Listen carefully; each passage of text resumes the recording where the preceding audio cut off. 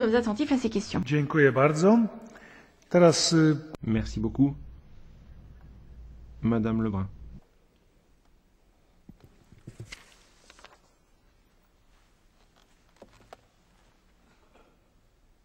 Pardon, Monsieur le Président, le micro ne fonctionnait pas.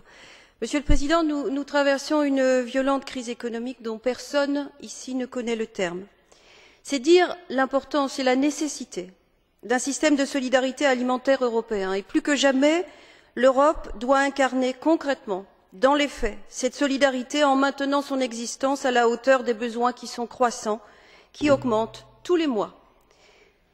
J'ai donc décidé de me prononcer en faveur d'une participation obligatoire des États membres au Fonds d'aide alimentaire aux démunis. Ce sont aujourd'hui 18 millions d'Européens qui dépendent des repas distribués par des associations en très large majorité, composées de bénévoles. Ces bénévoles ne doivent pas voir leur engagement pénalisé par un alourdissement des contraintes administratives qui est pourtant l'un de ceux prévus par le prochain programme d'aide. J'ai réaffirmé par ailleurs le besoin que le montant alloué au programme soit au moins équivalent à celui de la période précédente, soit 3,5 milliards d'euros. Les États-Unis consacrent 100 milliards de dollars à l'aide aux plus démunis. Pourquoi prévoir une baisse de 40% du montant du programme par rapport à la période précédente, alors que le budget de l'Union ne subirait dans le même temps qu'une baisse de 3% pour 2014-2020? La solidarité est l'une des valeurs européennes les plus mises en cause aujourd'hui.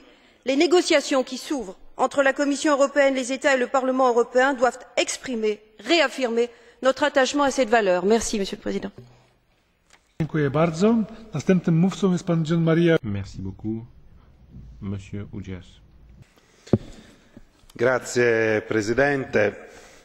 Ci basta. Merci.